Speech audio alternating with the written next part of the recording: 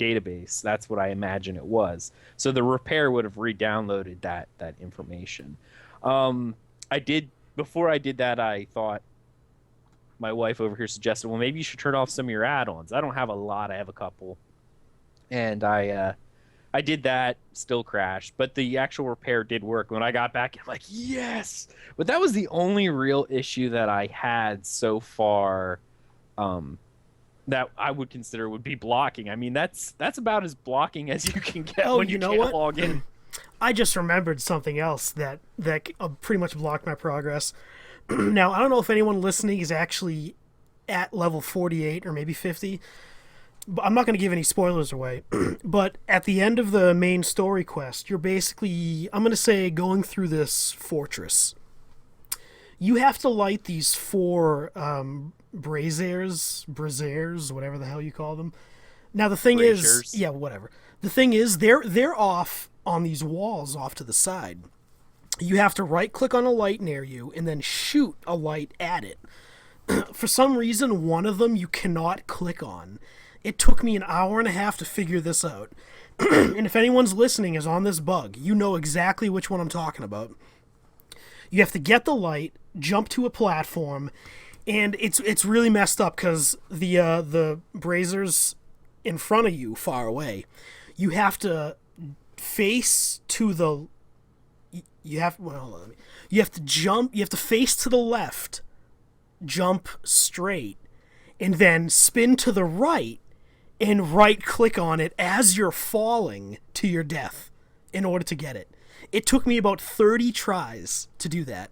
It was awful. That was a bug that I am very surprised that they did not fix yet, because that is really bad. that is really bad. Huh.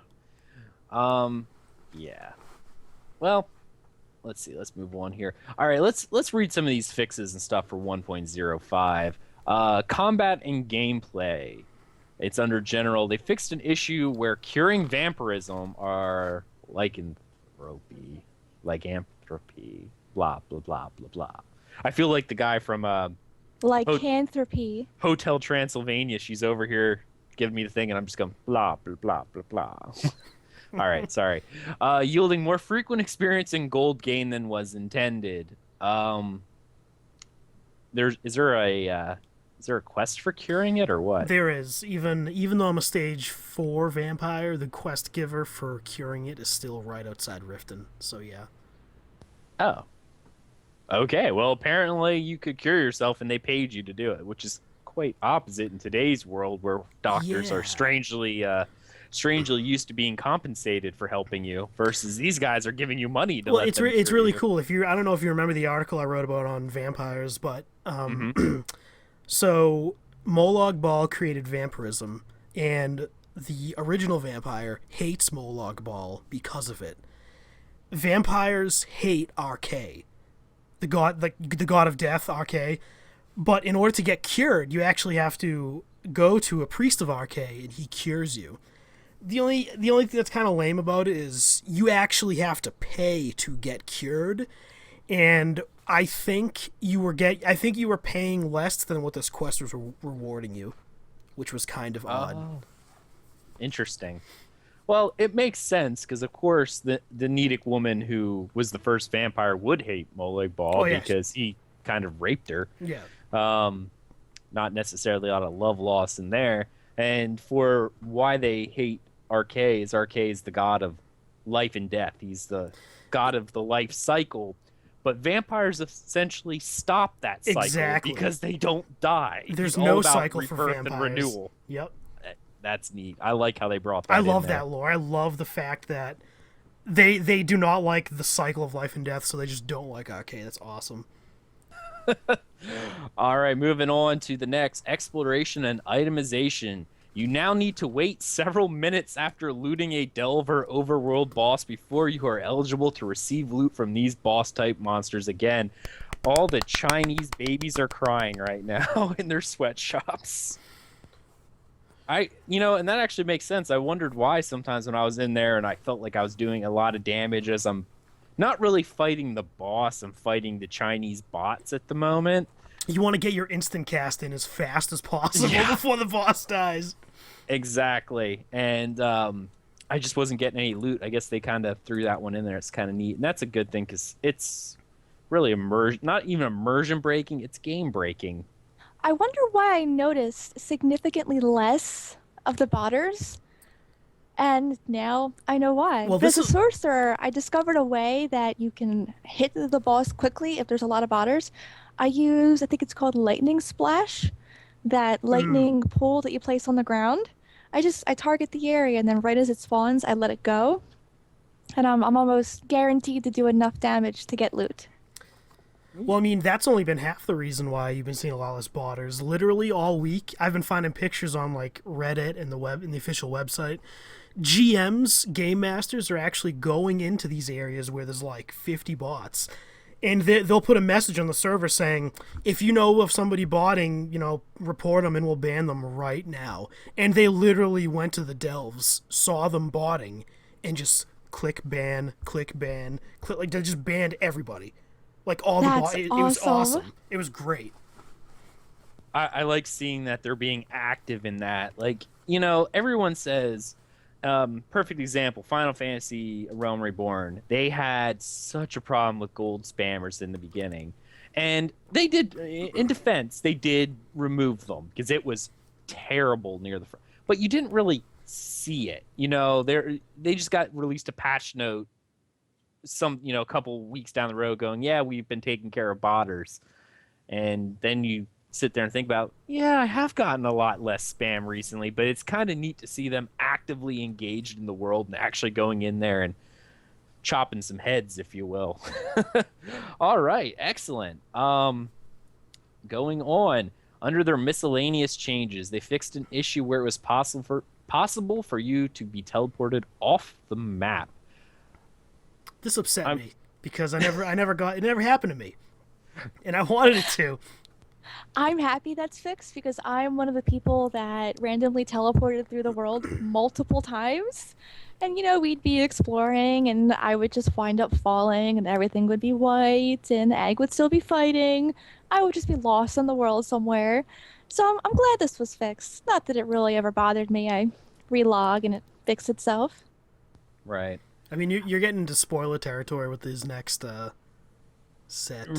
Right. Okay. Well, I don't want to spoil too much, but they did fix a few of the main quest lines. The quests, I'll just give the names. Messages across Tamriel, God of Schemes, and the Weight of 3 Crowns. They made some changes there to make sure that what's necessary to advance the quest is available to you. All right.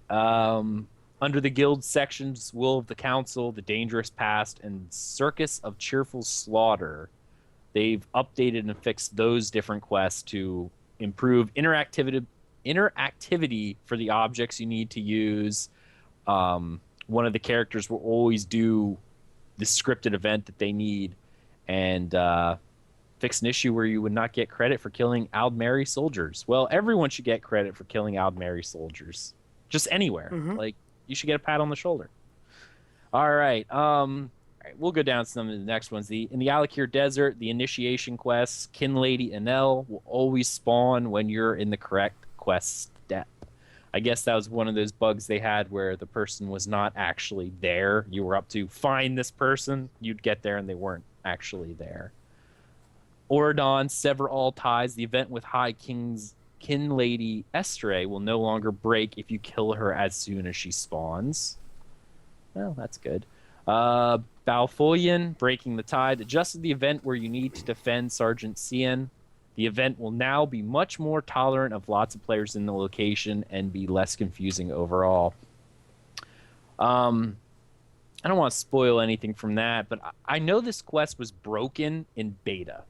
Like, one of the last betas that I was doing, this was broken. I couldn't actually advance further because I never actually got to see Stonefalls until the very last beta when they kind of threw us in there before they removed the islands. But I knew it was broken then, where she was just constantly stuck in a fighting action, actually kill the person and talk to her. So that was kind of interesting. Bankurai, the heart of the beast aspect of speed will now reliably spawn after getting struck. Cold Harbor. Or do any of these look like spoilers for the final story?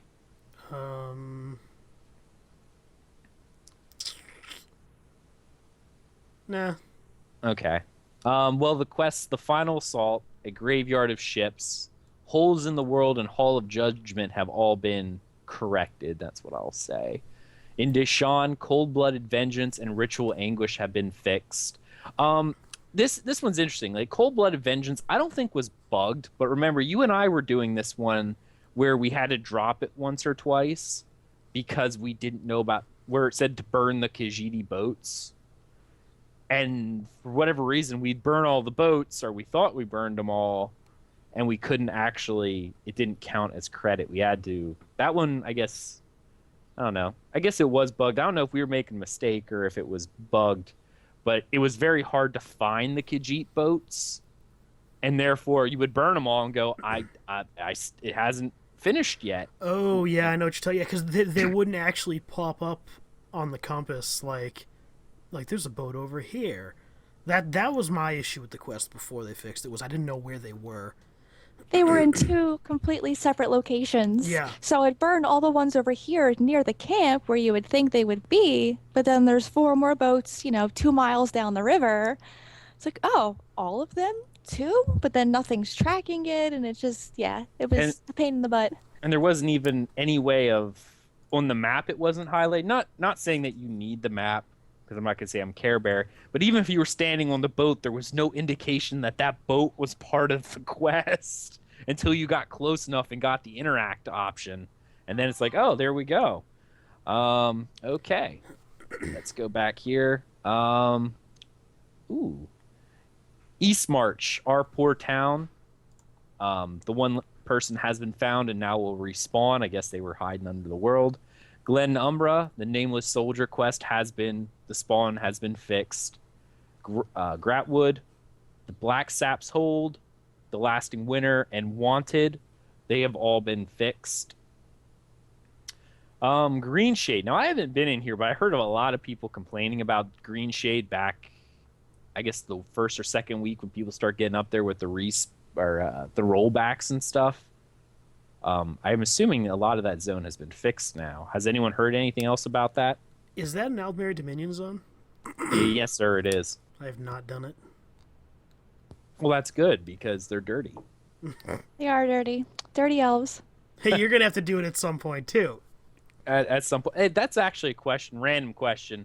When you hit and finish the main story and everything, you have to do one of the other two. It got picked for you. Is it random, or do they give one? So this is why I'm not gonna, without naming anybody, you talk to somebody at the end of the story and you say, hey, what's going on, guy? And he's like, oh man, imagine what it would be like to play on, imagine what it would be like to fight as the other faction before all this happened. It's essentially a time travel thing is how they portray it. The way it looks to me is you are given the next faction. I've had other people tell me the same thing. If you play Ebonheart Pact, you will go to X faction first. Then when you finish that, you will go to the next one. If you play as Aldmeri Dominion, you will go to this faction, then the next one. So you don't get to choose. You will be going to the next faction. I don't want to say what it is unless you want me to, but... No, that's okay. I just was curious. Okay. Well, the quest Frighten the Fearsome has been corrected. Now he will always appear when you're on the correct step. Malabal Tor, Naval Intelligence. They will the two characters will now always spawn and will no longer break if it gets stuck. Very nice. Reaper's March, there are 4 quests: Down the Skeever Hole, Moats in the Moonlight, and the Arbordon Cult. There's 2 notes for Moats in the Moonlight that have been corrected. Ravenspire, Dreamwalk into Darkness. You will now actually get credit when clearing skeletons. Shadowfen, Catch the Lightning. By the time we actually got up to this one, we did do this one this week. There was nothing wrong with it, so I can actually confirm that quest is is working. He was exactly where he was marked on the map. I had an issue with Catch the Lightning. Actually, I had to log in and out maybe like 4 or 5 times before he popped up. Really? Yeah. Oh, wow. That's what I had read on the forums, but it was fixed, which I was really glad. We'd already been back and forth across that zone so many times. Right. And Trail of the Skin Stealer, Ukatsi is now able to be rescued from the ritual site. Ritual if he becomes stuck. I didn't have any issues with that either. Like, we freed him from the stone, and it went good. Stormhaven, Fire in the Fields, now counts towards quest completion. It should be much easier to extinguish. Known issue. The water effects are missing when you use the bucket. There will be fixed in a future patch. Well, thank you. The bucket has no water. There's no water. I'm throwing air at the fire. All right. And lastly, the Rift, a valuable distraction, and Storming the Hall both have been corrected. So if anyone gets stuck, they will go forward. And they fixed a UI issue. Revised the error message in Guild Bank that appears when you attempt to drag and drop items to stack. I think they removed that to combat the duping bug, if I remember correctly. I believe so. Okay. And that was that. They also released 2 hot fixes, which are really, really short. But on 4/22, they had a hot fix to the game. The maintenance this morning was to fix an issue that was allowing unintended outcomes with crafting hireling males. Unintended outcomes. Wow. Have you guys actually read the mails from these people? I have. They're kind of neat. Super. The ones on Aldmeri Dominion, from what I've seen, are incredibly sexual. Like really bad. And I kind of want to, do that on my Aldmeri Dominion character and see what they sound like. That's funny. Yeah. That's really funny. There was one quest we did earlier this week that was really funny. Oh, this Nord lady hitting on the Argonian going, she's like, oh, I really like the new hand they hired. You go over to him and he goes, excuse me, can you tell me the proper rites for Nord mating ritual? I'm not exactly sure what I'm supposed to respond to this lady. I'm like, oh dear. All right. And on 4/25, they did have another hot fix where they fixed an issue with the available skill point gain at Razik's Wheel and adjusted the available loot in Veteran Darkshade Caverns. This temporarily affects the boss loot as well. I would ask you, Krabby, how that's going, but from what I hear in Guild, the veteran dungeons are kind of difficult, and I doubt anyone's finishing them. I don't know why you can queue for these dungeons at veteran rank 1, because the bosses, the trash mobs, and all the loot are veteran rank 5, and that is a pretty huge difference. Veteran levels are pretty important, so that's kind of odd to me. Well, it's all right. Moving on to the next section of the news, the View from Craglorn. Not really news, but they released new wallpapers and avatars on the forums for their upcoming Adventure Zone. 3 new wallpapers, and I love them all. They are gorgeous wallpapers. Mine is the middle one, exactly. The trees, and it's got the purple and the path. That's my favorite. I think that's the top one. But okay, I agree. They are very colorful, and I would say if my wife Thais over there was willing to change her background, she might use one of these, but that's not the case. I, however, am using currently the bottom one, the Nord looking over. That's got to be Windhelm. No, it's not Windhelm. No, it's Haraz or something Citadel, whatever that's supposed to be. Yes, yep. Mm-hmm. And I love it. So, fantastic. I love seeing their concept art, especially when they do this. They also added, if you are active on the forums, they have added 33 new Craglorn themed avatars that you can choose for your profile for the forums. I think I chose the Templar one because it's just the Templar symbol. I like it. I don't care. All right. This next section was really neat. I love these when they were doing them earlier on. The creating ESO, but this time trials. Let's see here. Face. Do you have it up for me, my dear? The trials one? Would you be so kind as to read us what they say about the trials? Yeah, why not? All right, then. Let's see here. Creating ESO trials. 12-player trials are coming with Craglorn. Find out what your group will face and learn how we created a new kind of adventure for ESO. Oh, sure, you give me the hard words. The gates of Helra Citadel loom ahead of your band of 12 battle-hardened allies. Ancient Yukadan warriors, air atronachs, and even deadlier foes are prepared to repel your assault. All of your careful planning, strategizing, and mastery of combat skills will be put to the test. And once the attack starts, you have limited resurrections to use in an attempt to reach and defeat the warrior. How will your group measure up in trials? One of the first things you'll notice about trials is that they bring a new experience to ESO designed to test even the toughest veterans. You'll need a group of 12 to take them on. But they're not just dungeons that require a large group. We're applying additional pressure. Your team will only have a limited number of resurrections available, and additional rewards will be granted to those who defeat the weekly challenge with one of the top times across the mega server. Trials also feature the most complex and difficult encounters we've designed so far. They demand skill, adaptability, and coordination from every member of the group. We know you'll be challenged by them, but we faced some hurdles to overcome while developing them too. As we were creating the enemies and bosses you'll face and attempting to test them, it became clear that we'd need a stable, solid team of testers with high skill, much like a raiding guild, to properly assess and tune them. We asked for volunteers from our quality assurance team with a passion for difficult group content, and we got an awesome response. The group of experienced players that came together not only had great enthusiasm, but they put in tons of extra hours to hammer on the trials, mastering the encounters and giving feedback on tuning and the overall experience in the formidable battles. As testing continued, we nailed down the specific mechanics for trials, like how many resurrections groups would have available, what we call the soul reservoir, and how many players would be required.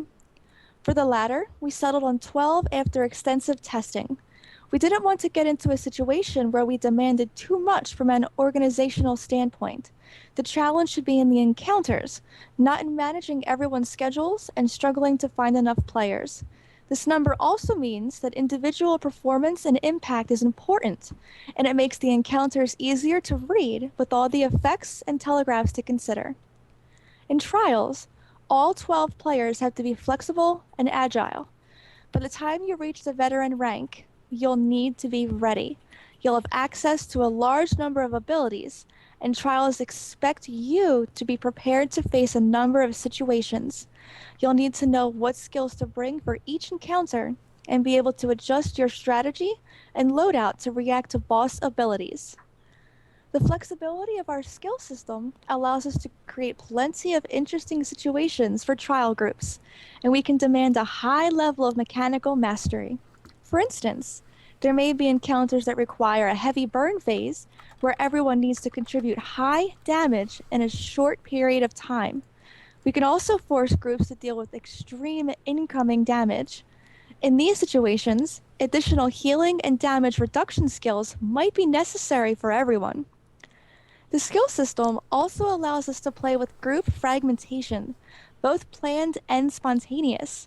There are times when you'll need to coordinate to split up and accomplish 2 or more objectives at once. But there are other times when your group can be shattered unexpectedly. In these situations, every player on your team will need to be ready to react and forge ahead in the trial. And, of course, everyone will be expected to avoid telegraph damage, control enemies, and know their role thoroughly. Though you'll face powerful bosses in trials, they aren't the only serious threat. We created a special type of adversary called Bannermen that your group will need to deal with. Bannermen are easy to spot on the battlefield, and each needs to be handled correctly if your team wants to survive. One of our bannermen, for instance, has a nasty power that turns your group's area of effect heals against you, making them cause damage for the duration. Oh, that's fun. On top of devastating abilities like this, you'll often face more than one bannerman, and your group needs to recognize the greatest threats and handle them quickly. That sounds like a lot to manage, right? Well, it is, but we have a new feature coming with the update that will give your team more combat information to help while you learn. Death Recap. Once Craglorn is released, anytime you're defeated, even outside of trials, you'll receive a recap screen detailing the last several sources of damage you took. You'll see a variety of tips tailored to help you understand your recent death more clearly. We want to provide this information to help everyone learn more about combat, but we think it will be especially useful to groups facing the trials. You can see a screenshot of the death recap below. Okay, so trials are tough. Really tough. But what do you get for putting in all the effort to overcome them? First off, we put a great deal of work into making trials visually spectacular. You'll visit some of the most stunning places in and outside of Tamriel through them. And the boss encounters are the most intense spectacles you'll see in the game. You'll see the culmination of Craglorn's story as you face the celestial mage and warrior. And of course, there's plenty of remarkable loot to be had. Something worth mentioning is that trials don't have a lockout. Your group can go in and take on trials as often as you like, but you'll still receive items throughout, even if you don't defeat all 4 bosses. You can earn the very best loot, special set pieces that only drop from the final bosses once a week, and those with the top 100 completion times during the week can earn another piece of loot from the weekly trial, selected at random from available trials. It's important to note that you won't be required to finish the trial within a time limit. You may run out of resurrections and have to start over, but your completion time only matters with regards to the leaderboard and bonus loot. The same kinds of loot you can receive once weekly for defeating the whole trial. Trials aren't meant to be 8-hour crawls. While the entire adventure zone will bring many hours of exploration, quests, and dungeon delving, you'll eventually be able to complete a single trial in about an hour to an hour and a half with an experienced group. You'll always be striving for faster completions to earn more loot, too. We want every attempt to be intense and, hopefully, exciting, even as your group improves and masters the challenges. As you can see, we've put serious effort into making trials a unique experience that adds something new to the kinds of adventures you can choose to experience in ESO. We're looking forward to seeing you take them on. Thanks for reading or listening, and come back for a new Creating ESO soon. Excuse me, everyone. I need to go get a paper towel. Because, yeah, that sounds awesome. I'm not sure how fond I am with the no lockout, but I think now hear me out. I like the fact that you can only get a set piece once a week. I like that from the last boss. Because there's no raid lockout, I think ZeniMax is a little bit like they don't care how difficult it is, because the more you can do it, the more you can learn it. So I feel like it's going to be fairly difficult. I hope. See, I enjoy the fact that there's no lockout. One of the things that drove me nuts in WoW was I would finish a raid and then I could never go back. Now, I'm the kind of player where I enjoy doing things over just because I enjoy them. And I like to help my guildies and my friends and random people I see. So having the ability to go back in means that I can help my guildies and my friends and anybody who needs help, even though I don't get loot. So I'm excited for that. Very, very excited. There's something I wanted to point out, though. Now, I don't know if we're going to talk about this later, but there was a PTS tester who posted a 20-minute long video on YouTube. And I'm not going to get into details about it, but the guy did do a dungeon or a delve or something. He did a pickup group of a four-man content of a dungeon, I believe, in Craglorn. And he said you just couldn't do it. Like, you need to be coordinated. You need to be on, voice over IP. Like, he said it was that difficult where he doesn't think pugs are going to have an easy time doing any of the group content, which I like. I think that's good. I adore it. I mean, adore it. If they stay true to that and it's actually difficult, then I'm all for it. I don't mind spending a week to learn how to kill 4 bosses. If I kill 1 boss, get a piece of loot, have to restart again, that's fine. Because there's no lockouts, so why not make it difficult? You have all the time in the world to do it. Exactly. I like it for that fact, and we will be talking about that a little later. I'm actually half tempted to pull this into here. We'll do it now because I don't want to pull it into discussion. We're going to talk about other stuff, and we can always pull it back in. I'm going to start at the top here because there's some pretty interesting things. Let me look here right off the bat. I like the 12 people. We knew about this for a long time, and I know they kind of went into it. But as a person, both my wife and I led raiding guilds. And almost sometimes the hardest part about doing the encounter is getting the people. It really is. Like, there's been several times in our WoW guilds or our whatever Final Fantasy 14 when we were raiding, it wasn't so much when we had everyone, the bosses were on farm, but if one person wasn't there or 2 people weren't there and we had to bring in a pug, it didn't happen for us. Things that we had been farming for the past few weeks, we couldn't do. And I don't like when WoW did the bigger ones, the 25 mans and the 40 mans, and DOAC used to do, it required like 100 people to do master level 8 and above. It was insane. You did those once a month if a guild was hosting it, and you just hoped you were on when they did it. It was crazy, and I like the number. It seems like a nice solid number. I mean, this is how I feel about 12-man. When I first started playing World of Warcraft, I was 17. Now I'm 27. So I played Warcraft for a solid 8-9 years. I seen that game go from, 40-man to 25-man to 10-man. And I played SWTOR, and I was very hesitant in that game about doing 16-mans because it was 8 and 16. And I was like, 16 feels kind of low, not epic. Now I'm seeing 12-man. You know what I've learned over the past 10 years of raiding and MMOs? Is that the older I'm getting, the less I want to deal with other people. I want to get 12 people who, I don't care if the 12 people suck totally awfully bad. If I want to go in there and I want to mess around and I want to try to kill stuff.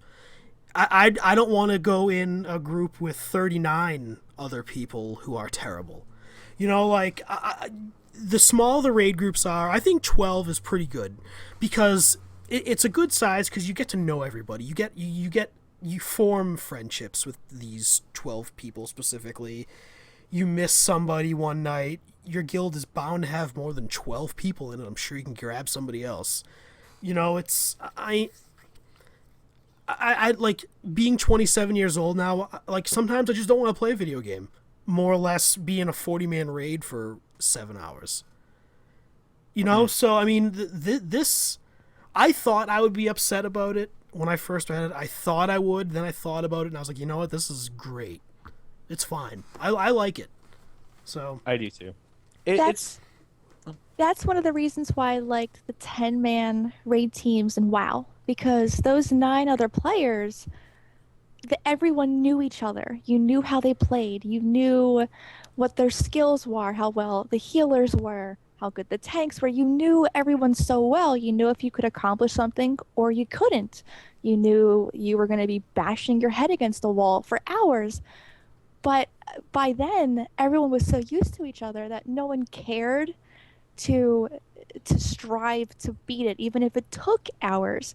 Whereas in 25-man, you didn't know anybody really because there's too many personalities and no one can really mesh well. 12 is it's a great number. That's just enough people for anything. It's just I like the number 12. I feel around the 10 to 12 is a good number. And like in Warcraft, 10 was perfect because single groups were 5, so two, it was natural. Karazhan was amazing. Yeah, it was. I mean, first 10-man raid in Burning Crusade in Warcraft was great. Mm-hmm. Yeah. It was fantastic. But I've done 25-man raids too, and even the 40-mans, it's not as precise. And because you can carry some dead weight and still be okay. I always felt that the 10-man raids were harder than 25, other than the fact of having to get the people, just because there was less forgiveness. One person died in a 10-man, you could wipe, or it was very hard to recover. You could lose 2 to 3 people in 25, and that was standard because it doesn't really matter. But they even say this here, they're able to allow you to have a large number of abilities, like the boss can do it, and it's easier for people to read the encounters and do stuff like that and see the telegraphs rather than just a Zerg fest of 20, 30, 40, 100 people running into a field. Anyone will know this for a fact is if you play Cyrodiil PvP, if you're a small group, like we'll get into this during our Tales section, but Krabby, when we were doing our PvP night, we had 12 people, 12, 13, somewhere in there. Mm-hmm. We had less than 20 people, and we were doing pools. We were very calculated. We waited. We're like, when wall went down, we pulled guards out to us. I've also done the PvP where I was in a large group where we just run in and smash face. There's a certain level of strategy you have to employ when your numbers are smaller, or else you will die. And I like that. All right. Next thing I wanted to point out here that I really liked was the way they're doing the skill system. Is it will be interesting to see what you do, and I'm curious to see, and again, this will depend on how the trials are set out. If it's one room with a series of bosses where you're never out of combat, this will be kind of difficult. But if it's a series of rooms or a series like a path you have to follow, changing your skill layouts for different encounters will be really neat. Going, okay, this guy does massive AoE damage. Everyone has to have some sort of damage reduction. I feel like you're not going to be able to have people with like double DPS weapons. Oh yeah. See, that's kind of it will depend on how they structure the encounter. Is it a constant fight where you're never out of combat? I find it hard to believe if they say it takes an hour, but if there's places you can stop and strategize before going in a little bit, then you might see people changing builds around in order to do different bosses. Maybe this one boss, like they said, requires a burn phase. Everyone go nuts with your damage. You don't worry about having these specific skills. This one requires group surviving more than killing, so everyone needs to have heals or damage reduction. We'll have to see how they structure the encounter, but I like that. And some people complain that less buttons are a problem. I actually like it to an extent. I like having lots of abilities, don't get me wrong, but this really does. It's kind of like your card games. You build a deck, and you are set to this. When I have these skills, this is what I want my character to do. When I switch, my character can do something else. But if I could have every icon on my screen, my character could do everything at any time, no matter what. I'm unhappy with the number they chose. I think you should be able to have 2 more abilities. I agree with that. Just 2 more would be perfect for me. Having as little as there is now, it just makes me sad. Personally, I could settle for 1 more. I could go with the 6th ability and be incredibly happy, but it's one of those things where you add. Think about it. If everybody can have 1 more ability, what would change? A lot. Almost the entire game, because you gotta figure now everybody has 1 more ability that they can do X with now. So it's like.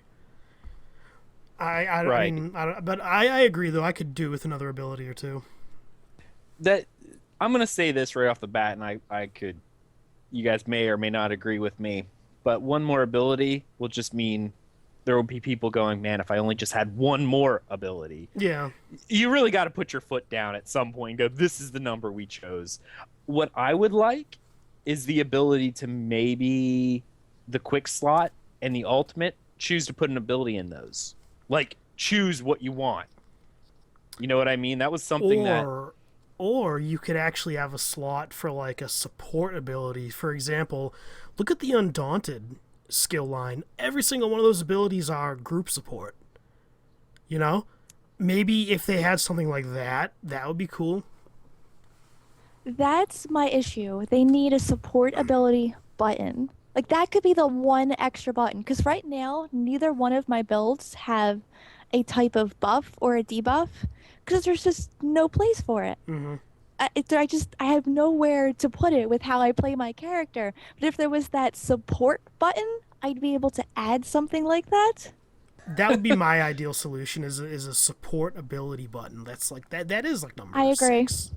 All right, so I'm going to play devil's advocate, and then I'm going to be the guy going, but if only there was an defensive ability button or a pet ability button. Well, that's what 1 through 5 are for.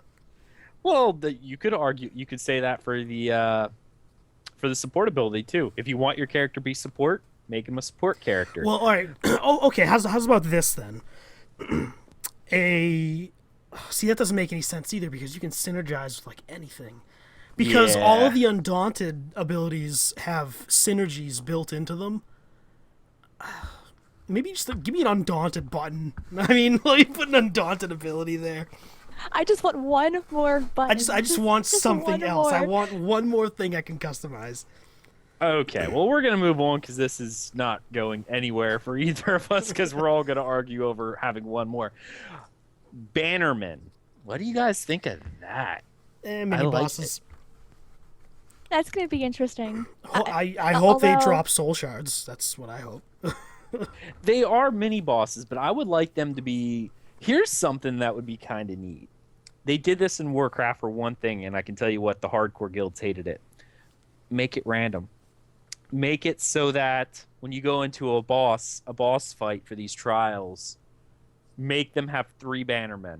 The 3 bannermen be random. So when you start it, go, oh, what 3 bannermen is again? Oh, crud, he's got the healing changed ones. I think the bannermen are spread throughout the raid as a whole. That you may encounter going to bosses is the way I interpreted it. Right. You could, and it very well could be, but I think it'd be a neat way to add them to the boss fights that you have to deal with them as well. But it would be neater, like if it's a preset that boss A always has one who changes your heals to dots. That's just a mechanic. You know what I mean? That's not something you have to adapt to. It's a mechanic. They might as well just give it to the boss. It'd be neater if the Bannerman was random, and sometimes you go in and go, okay, let's do the... Oh, it's the healing one. Oh, no, this guy just creates a shield. Okay, that's all right. You know, I think that would be a neat way to give encounters a little bit of unpredictability that people have to adapt to, because they keep saying everyone has to learn to adapt. I think that'd be a great way to do it. Next up on the list, Death Recap. Not a lot to say about it. Not really. I mean, they had this in almost every MOBA game has this. Guild Wars 2 added it. It was a nice thing. It'll be nice to know what killed you, because how many times have we done raids and stuff where someone dies and we go, what killed you? And open up recount, scroll down, same crap. Yeah, no, now we'll be able to see what killed you, and it'll help you better yourself as a player. I can't wait for the bugs from this, though. Because you know people are going to post a picture and be like, oh, you got killed by this and it did 0 damage to you, or like weird stuff like that. It's going to be funny. Like that's what I'm looking forward to. Well, Death Recap. Thais, you have anything to say about Death Recap?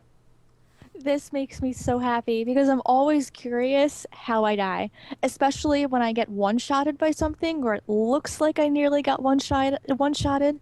It's just my character just, boom, falls over and I'm sitting there going, all right, so what hit me? Right. I definitely like it. It's a good... Anything like this that can make players be better is awesome.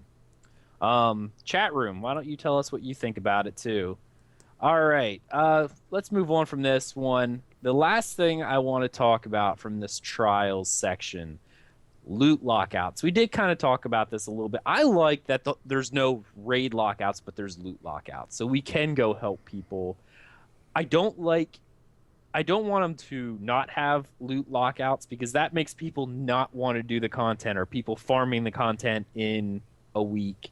Like the top professional players in the world, like WoW's Blood Legion. If they were allowed to go in and kill bosses over and over and over again to get loot, they would have the entire thing done in like a week, and then they would stop playing. You know what I mean? So loot lockouts are good, but one of the things that I always hate about lockout timers in and of themselves was I wouldn't have things to do. I would log in, do my raid week, which I love doing, but by the end of the week, what do I have to do? Because I can't go in and do the raid content that I like. Doing the dungeon content, if I'm already max level veteran rank, there's no use other than maybe getting some gear, or not gear, but materials and money to do dungeons. You're not actually advancing your character.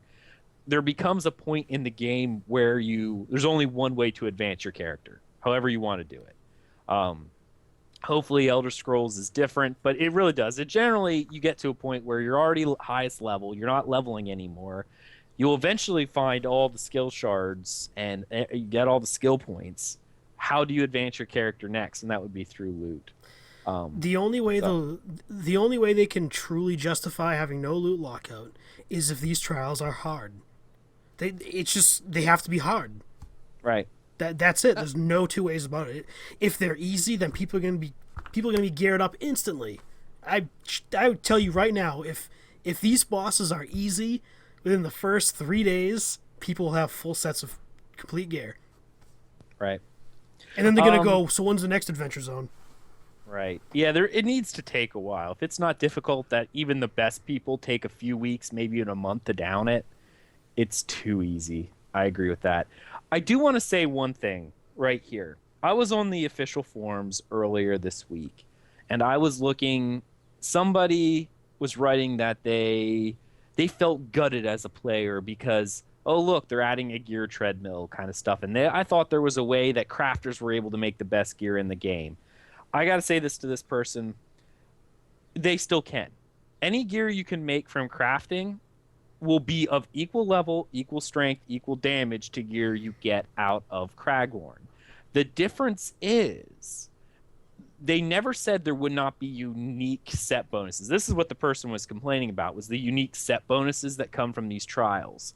They never said that they wouldn't do that. They actually said there would be set bonuses you could only get from playing the game. Look at jewelry, for instance. You can get set bonuses for jewelry, but you can't make jewelry.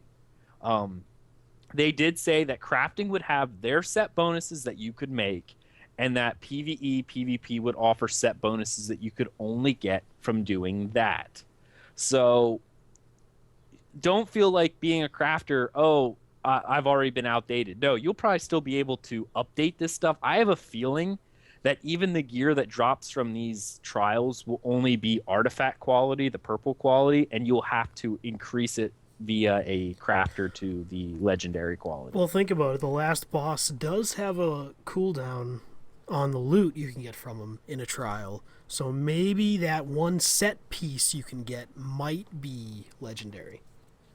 Well, even so, you could still make, say it's a chest plate. You could still make a chest plate that is of equal, gives you the same armor rating, you're still gonna need the gear. You're still gonna need the gear to get there. You know. Oh, I'm not even talking about gear to get there. People were saying that Zenimax said that crafters would be able to make the best gear in the game, and people were seeing the loot drops from trials as being, I'll be able to make item level 100 gear, but this will drop item level 110, so I won't be able to make stuff as good as this. That is not the case. You will not be able to make stuff with this particular set bonus, but you'll be able to make an equivalent piece that is stat for stat identical, except for the set bonuses. And they did say this would happen, and that's what I wanted to point out. I wrote it on the forum post as well, but I felt like just mentioning it here that the loot that they drop will have unique set bonuses, but you'll still be able to craft gear that is of equivalent level and stats. Okay. Does anyone else have anything to say concerning creating ESO trials? I don't know how you can even... I'm good. I don't even know how you can look at the forums. The forums are such a mess. I'm not talking about the content on the forums. I'm talking about the layout. Oh. God, they need to fix that so bad. It is interesting to navigate, and I really wish they just had a section where they would separate the forums out by language. Yeah, I know. I hate seeing 5 different things like patch notes English, patch notes Spanish, patch notes French. It's like, can I just click a form setting saying I want my default to be English and only see the English forms? Yeah, it's bizarre. Okay, you hear that, ZeniMax webmaster, whoever's in charge of that website? Whoever the intern is over there that made those forms, yeah, you gotta fix this. Yeah, just offer me a language thing first off, and that would make it... If they offered the language thing, that would make it like 100 times better right off the bat. Just separate the languages out. And then add a general discussion form, and we are good to go. Actually, you know what? I'm fine with them not adding general discussion forums, because we all know from being on any general discussion forums, they're just a haven for... Go to the new player forum and tell me you don't see that exact thing going on. they turn the new... That's what it is. You know, whatever. I'm done. The forums are great. All right, moving on to the next piece of news. Limited edition lithograph of Molag Bal. They're only making 300 of these. Did you guys see these? One. I'm actually surprised Ag didn't buy one yet, or did you? I did not. I already bought the books, and I don't really like Molag Bal. So now let me tell you my horror story with a Bethesda lithograph. All right, before the game came out back in January, I decided to buy the Alduin's Wall lithograph. That picture is a 37 by 10.5 inch lithograph.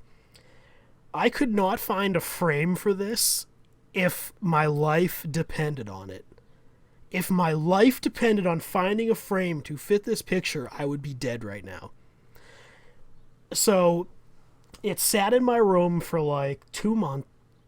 Yeah, about 2 months. Me and my father go to Home Depot down the street, and I'm looking at ceiling tiles for my room or whatever, and I see a picture frame. I see a mirror, and the mirror is like 40 inches by 12 inches, and I was like, Dad, do you think we can turn that into a picture frame? He was like, oh yeah, let's give it a shot. I had to buy a mirror, and we had to destroy this mirror and cut this thing in pieces in order to make a frame for this lithograph. It was the most absurd thing I've ever had to do, ever. If I'm gonna look at this, if this isn't an awkward size, what is it? 18 by 24. Maybe. That's like a standard size, I feel like. 18 by 24. Yeah. Yeah, it's not. I'm never buying a picture that is an awkward size like the Alduin's Wall. That was a nightmare. What was the size of it? 10.5 height inches by, I think, 36.5, 37. Oh, that is awkward. It's very weird. We had to cut up a mirror to do it. And we had to use a glue gun to get the mirror shards out of it. So half the frame is like melted. I gotta take a picture of this one day and put it on Twitter. It was the most absurd thing ever.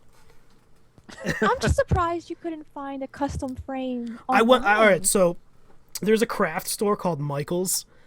I went to Michael's, I love Michael's. Yeah, I went there, and they have a framing department, and I was like, oh, sweet. So I was like, I didn't bring the picture with me, so I didn't know how it worked. And the lady was like, oh, so you want to... I gave her the dimensions. She was like, what do you want to use for framing? And I was like, I just want the cheapest black whatever frame. Don't care, just cheap. And she goes, all right, this is the cheapest we have, and it's black, and it'll fit your picture, and we just have to cut it up and cut the glass and everything. I was like, all right, how much is it going to cost? $150. I was like, excuse me? She was like, oh yeah, we do museum quality framing here. And I was like, I don't need a museum quality frame for a lithograph for a video game. I left. I spent $7 on a mirror at Home Depot to make a frame. I wasn't spending $150 on a actual frame, so forget that. That frame better have been able to sing to me all day, every day. $150 for a 10.5 by 37-inch frame. If Bethesda offered to frame it for you for $50, I would do that in a heartbeat. Oh man, I'm still aggravated. Like, I have it on my wall. Every time I look at it, I just get aggravated. All right, well, barring the fact that if Bethesda ever opens up a Home Depot branch, let's move on to the next subject, shall we? All right, the Elder Scrolls discussion topic for this week. In light of the 1.1 patch notes, I kind of wanted to go over them as a group, and I just wanted us to kind of talk about the patch notes and what we think Craglorn is going to be. I know this is, for our listeners, we're doing a lot on Craglorn, but this is the next big update, and it's exciting for a lot of us. A little bit of a shout out to ESOTR, Elder Scrolls Off the Record, for posting these immediately, because this is where I saw them, and we're going to have their page up on the YouTube video, so you can see it. Nice. All right, I'm going to go ahead and read the overview here real quick.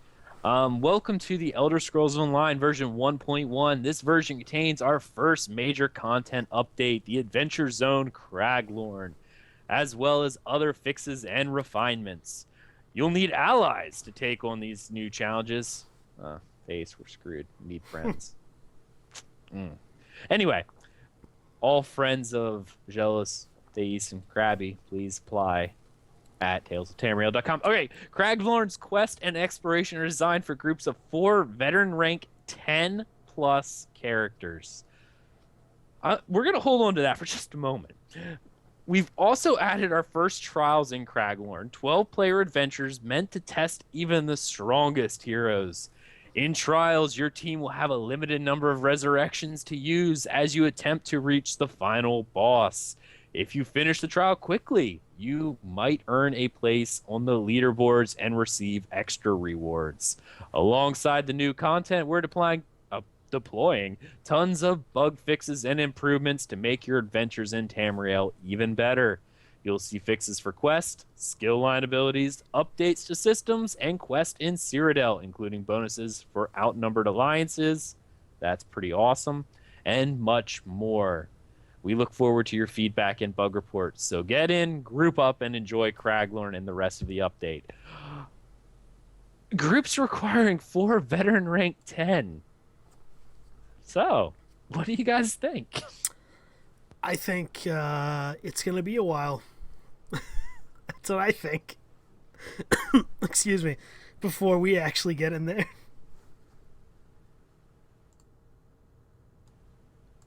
I had myself muted that entire time. What do you know? I was going to say, you can go in at veteran rank 1. We're not saying you can't. But they are designing all the quests and the exploration for a group of 4 veteran rank 10 plus players. This is going to be pretty difficult. What do you think about that, little Titus? My Khajiit's sitting here on my desk, and he looks concerned. He's scared. I was a little surprised at this. Thais, what do you think? I'm sorry. I am in awe of all this stuff. All right. What was the question? Krabby and I had the foreknowledge of gawking at this a few days ago, so we already went through the same thing you're seeing right now. We just did it off show. They're designing all the quests and exploration is designed for a group of 4 veteran rank 10. Oh, we'll never get there. No. It'll be a very, very long time before we get there.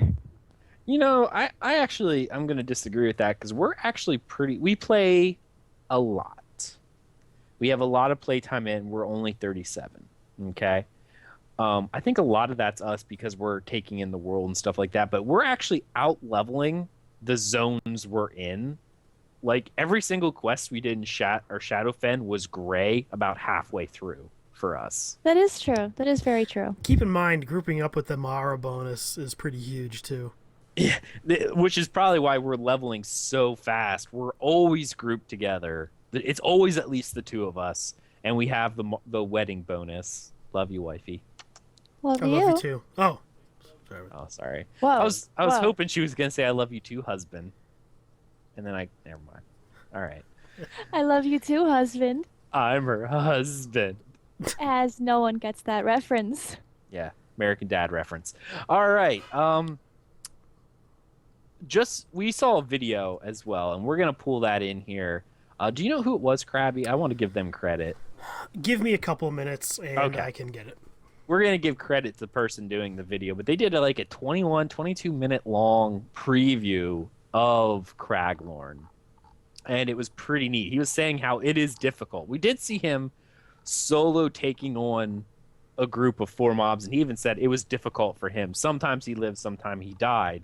Now, he was given gear and stuff like that, and when he started, it was just really difficult. It was just he picked his fights, and it was tough. So, judging now, neither one of us are veteran rank yet, but from the people I'm hearing on the veteran ranks, it's difficult to level. It takes a long time. Krabby can attest to this, I think. So, I found the video. It is Aaron Ziegler on YouTube. I will throw a link in chat. Whoops, I'm opening everything but the chat window. No. There we go. Okay. Yeah, it is, oh good, I just closed it. Sweet. All right, we got it. All right, so yeah, if anyone's interested in seeing a little bit of Craglorn without actually getting onto the PTS, you can do that there.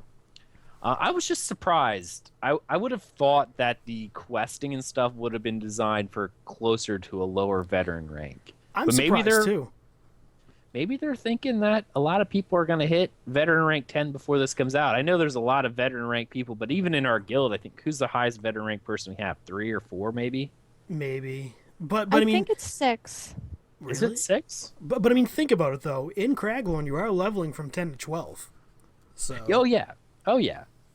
I was just surprised. To anyone who's going to be a fresh 50 or a low veteran rank, please be prepared for some hard stuff and don't cry for a nerf. Yeah, they designed this for level 10s. They're gonna cut your butt off and hand it to you. If you go in there as a veteran rank 1, that's what's gonna happen. I'm telling you right now, I hit veteran rank 1 last week, and I was questing in the veteran rank 1 area, and my goodness, it is not forgiving. You need to block and dodge. Welcome to blocking and dodging as a DPS. I fun. honestly think the way they're designing this, they're going to have people jumping into this because this is how all the content locusts do it. They're going to jump in the second they hit 50. But I think the way that they're designing this, they want you to go through the 50 plus and 50 plus plus, because by the time you finish those two, you should be veteran rank 8 or 9, I think it is, or maybe even 10 by the time you finish the last alliance's story quest. For the 50 plus plus. That's how they designed it that way. Or you could run dungeons and stuff like that, but I think that's what they're doing. They're making it so that after you've done the questing, you have something else to go into. So the people who are going to jump in and try to skip the 50 plus, I think they're going to run into a brick wall. And I hope they do, because I don't want them to nerf anything. I would probably, judging by how I've perceived veteran rank questing and leveling and how the difficulty it is, I would probably feel comfortable going into Craglorn at veteran rank 8. Probably. I could see that. Yeah. Depending. With a group of 4 veteran rank 8s, I might go, but maybe if you had a 10 in there. All right. Let's move on real quick. This is something that I agree with that they're doing. Because Craglorn is intended for veteran rank characters, we're providing character templates to PTS testers. To use the template, select it from drop-down menu in the top left of the character creation screen, and then create a new character normally. You'll log in, you'll be placed in the one town at level 50 with appropriate veteran rank skill points to spend and starting gear. Hold on one sec. I need to cut you off because this is awesome. Is this the first patch for Elder Scrolls Online? The first big one, yes. Yes. That wasn't that is on the PC. Yeah. Okay. Did you play Star Wars: The Old Republic? No, sir, I did not. My gosh. They had their first big raid patch.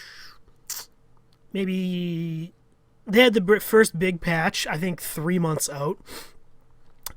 How long do you think it took that game to add character templates to the PTS?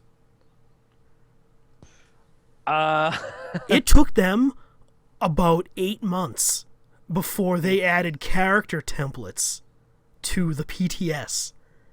This is awesome. This is a huge deal. It's great because people can test it properly. Mm-hmm. It's great. Well, this is one thing that I was saying that one of the reviews that was done. This was done by Shoddy Cast. Kyle did this. The Good, the Bad, and the Buggy. It wasn't an overall. I think he gave the ESO a 7 out of 10. Now he rated it in two different ways. He rated it as an MMO, not taking in Elder Scrolls. It was an 8 out of 10. Like that's what he rated it.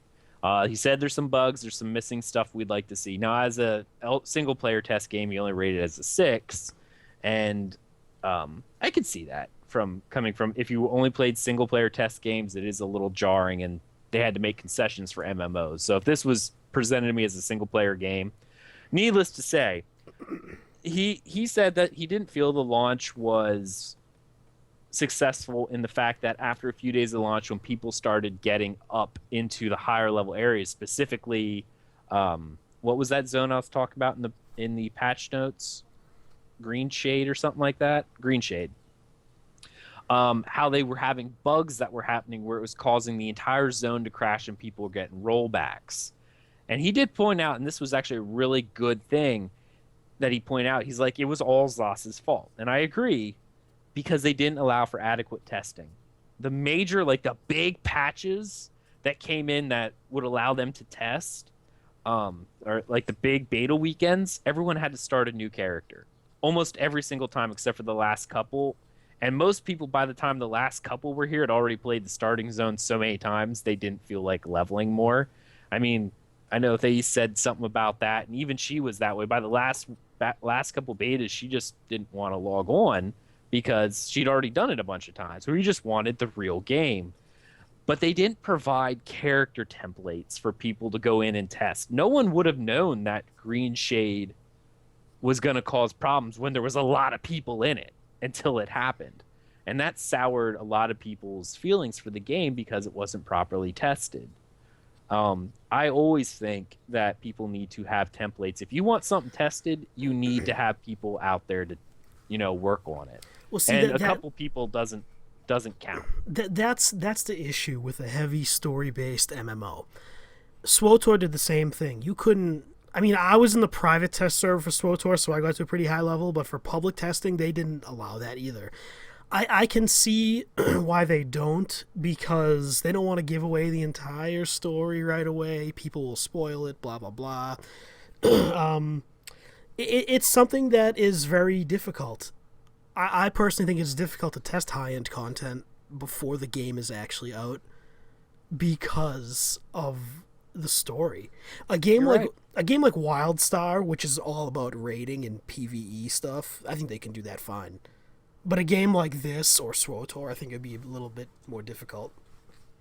I do agree. That was definitely one of those you darned if you do, if you darned if you don't kind of thing, because like you said, people might have just played through the story and went, okay, it's not for me. And they didn't even buy the game, so they lose out on that revenue. Not saying that they're, not gold buying, but money hungry or in any which way. But it is. They don't want people to ruin the story of things they've proven, but it at the same time, it's not adequately tested at the same point. So I don't envy their decision, because that probably was a hard decision going, do we allow people to make max level characters and finish the game just to test it, or do we limit so people have something to do when the game comes out? Because I know even my wife over here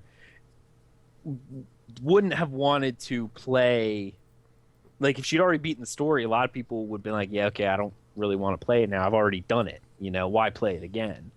So But for this, it's definitely good, and they're moving in the right direction, allowing us not to have to make a PTS character and level it up. Let us do pre-mades, you know?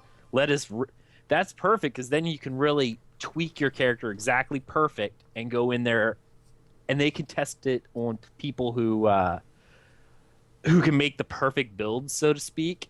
So that way, when the average Joe Smo who has his points everywhere comes in and gets his bum handed to him and then complains the content's too hard, they can go, well, not if you're spec correctly and you know how to play your characters. Because these people were given a perfect character, and it was hard, but they beat it. You're sitting over here and spend every single point in crafting professions. You have no passives, no nothing, and wonder why you can't beat it, and you're saying it needs nerfs. No. All right. Moving on, Craglorn Adventure Zone designed for veteran rank characters to explore, locate between Cyrodiil and Skyrim.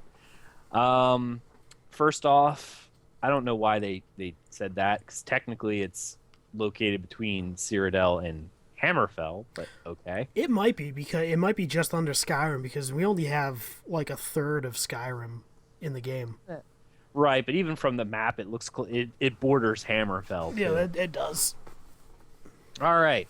A new quest made available in Mournhold, Wayrest, and Elden Root will lead you to the zone. All right, cool.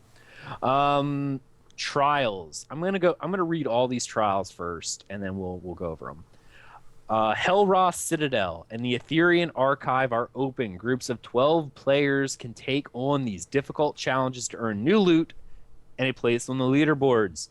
You can use the group finder tool to locate groups for your trial. You probably aren't going to want to do that, but be warned, you'll need excellent. They said it right here. You'll need excellent coordination and skills to take on the trials. Groups begin a trial with 60 soul reservoirs. This counter decreases when a group member resurrects and a soul is consumed. The trial fails if no soul reservoirs remain and no group members are left in the trial. You can view this to the right of your ultimate ability, and it only appears when you are in progress in a trial. You can control this in the settings the same way you can control the action bar. Trial quests give special rewards the first time that you can complete them each week. When entering a trial via other means or means other than the door, you'll be sent to a way shrine. This includes logging out and logging back in. This will not affect players in the trial staging area. Combat with any monster in the trial will block resurrection for group members until combat ends. Okay. Krabby, trials. What do you think? Krabby when BRB. So I will answer. Oh. I really like the idea of the soul reservoirs. Now, I don't know how I feel about there being 60. So that means you can die 60 times? Got some feedback. That is 60 times for your entire group. 12 people, 5 wipes, that's all 60. I figured that. I didn't think it was individual. But that just seems like so many, you know? Now, unless entire groups are dying all the time, but maybe for the first couple tries that would make sense. And it just seems like a lot, but I won't be able to accurately judge how many it really is until I'm in there and dying frequently. You think 60 is a lot? So I do. I feel like it's a lot, but again, I've never done it. I don't know how easy it is to die, so can't accurately judge what exactly it is. If it's as difficult as they make it sound like it is, I think 60 sounds like too little. I feel like you're going to be restarting a lot. Mm-hmm. I actually agree with Krabby on this. This is being optimistic if they make it as difficult as they claim it's going to be. Right. Well, I'm just going to say this. Starting with the fact they said that after you have it kind of on farm status, for the non-MMO people out there, I'm going to explain, because I don't want to use a term no one knows. Farm status is in an MMO when you do a fight so often that there's no challenge anymore. You're just doing it over and over again for loot. You go in for the pieces of loot. There's really no chance for you to die. Everyone has downed it. you're just in there for the loot. That's what they mean by farm versus progression status. They said once it's on farm status that your group's in there and you got everyone has downed it and everyone can do it, it'll take you an hour to an hour and a half. That's a fairly long time. It's not a 4-man dungeon because, we ran through what was it? What was the City of Ash? We did City of Ash in about 30 minutes as a 4-man dungeon. First time for us in there, and we were listening to the story. It's fairly quick. Now, if you were rushing through it, like we had it on farm stats, I bet you could get it down to 15 to 20. That's a long time, I feel, for 60 resurrections. Like that's a lot of time, especially when it's on progression, when you're still trying to learn it. That hour is going to be 3 hours of trying to, okay, now this boss does this. We need to make sure everyone does what X, Y, and Z to go past it. That's a lot of wipes. And like I said, anytime someone member resurrects a soul is consumed, 60 equates to 5 wipes of your entire group. And how many times in any game we are re-rated have we had to call a complete wipe because too many people die? All the healers die and we have no extra healers. Even if there's only 2 healers or 3 healers, 1 healer per group, if you do the 3 tanks, 3 heals, 6 DPS, which would be the standard group format thrown in together, 3 people die, the 3 healers, known us as heals, you have to call a wipe. And right there, that's 12 right off the bat. That's a lot. I think in Garrosh, before I beat Garrosh, I had 93 wipes before I was able to beat him. Was that on normal? Yes. But even so, 93 wipes. That's I don't feel like doing the math. That's a lot of having to restart. Imagine having to redo the entire Siege of Orgrimmar raid anytime you wiped 5 times as a group. Wow, that would have been frustrating. Like, really frustrating. Oh. No, I'm not saying that these no. will be as long. They're not going to be as long, but that's the case. You defeat 3 mini-bosses and you got up to Garrosh. You wiped on him 5 times, and you'd have to redo the 3 mini-bosses again. But you'd That's get what's loot. going to happen. Well, yeah. And I imagine only the special loot, the named unique loot, is going to have a raid lockout. I'm sure you'll still be able to get the random blues and greens and stuff like that and through doing these. It looks like they're going to offer weekly quests, which are kind of neat. Will allow people, give people an incentive to go back in and do it again. What do you guys think about that? I like it. I like weeklies are usually way more better than dailies because the rewards are usually crazy. I like dailies to an extent. I really do. As many people who say they don't like dailies, but I think they give things. It gets you to log in. Yeah, it does. And nothing is more depressing than logging into a game and looking at your friends list or your guild list and go, no one's logged in a week. Well, that sucks. You want, even if the people are only logging into your dailies, you go, oh, hey, Krabby, how are you? I haven't said, what are you doing? You want to do something? No? You busy? Okay, well, tomorrow. You still get to see the people. You still maintain that relationship. I like dailies until I'm actually doing the daily. So because there's like 20 dailies. Yeah, but you have you play now. You need to know though. Mists of Pandaria is the worst Warcraft expansion for dailies. You know that. I do, which is why. I mean, it wasn't as bad in previous expansions in Warcraft, but playing Mists and hearing the word dailies makes you want to throw up all over the floor. It does. It makes it's you terrible. cry on the inside. But I think I can stomach a few dailies in ESO. Especially if it's group content, because group content is always more exciting and easier to do. Well, I don't want to say easier to do, but it's usually more fun when you get other people. Sure. So I wouldn't mind doing it. I would rather group with you guys than do it by myself. I would like all the dailies to be like require you to have a format. Not even require you, because eventually you might be able to. But if the entire dungeon is or zone is designed around 4-man groups, make it so that when you log in, you go, "Hey, is anyone running daily groups? Because I would like to go." Yeah.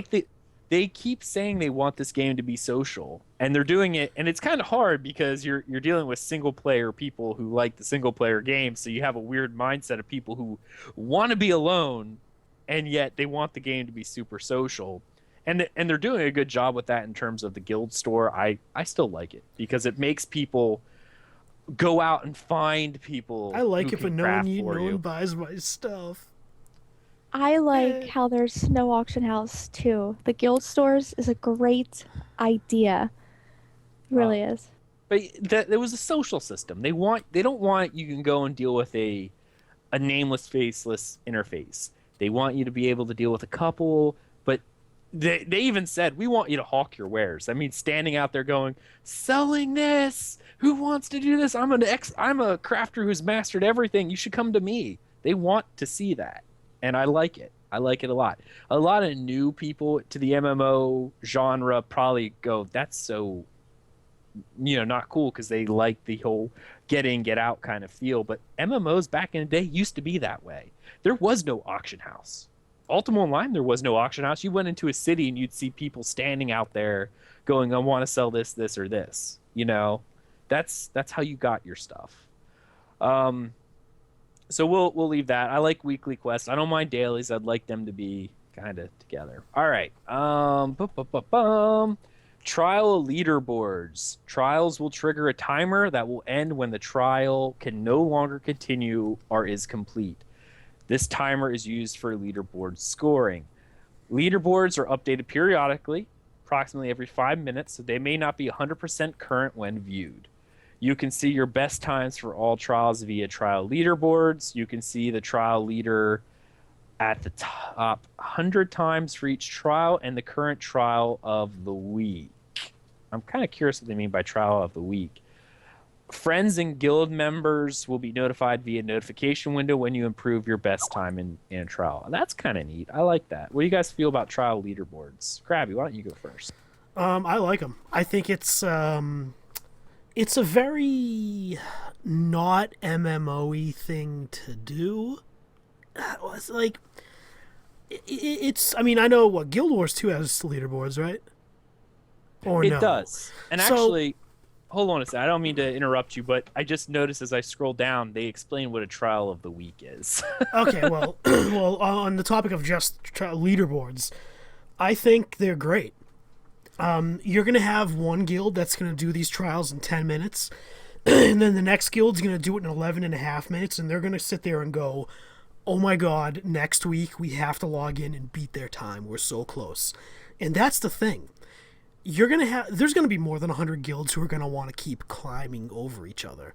So it's going to be that excitement of seeing who gets to be in the top whatever, like I think leaderboards are great. I do it in PvP already. Every time I'm in there, after my session, I look at it and go, before I start PvP, I go to the Emperor leaderboard and go, okay, where am I in place? And then I get depressed because I see how big that number is, and then I do my PvP, and at the end I go, okay, now how far did I advance up the board? And I like that. I really do. Even though I'm not jumping huge leaps and bounds, I like it. Thais, what do you feel? I think it's... I enjoy it. I like how it's adding that competitive nature to PvE, but at the same time, I know myself, and I know it's gonna frustrate me, because we'll have this entire team, we'll be ready to go, we'll be, whooping butt, but we're 5 minutes off from beating another guild, and I know I'm gonna be over here like throwing my cats and screaming, and which is good. It's exciting to be able to have that kind of competition in PvE. Right. It is definitely nice. I mean, people want it. Look at WoW Prog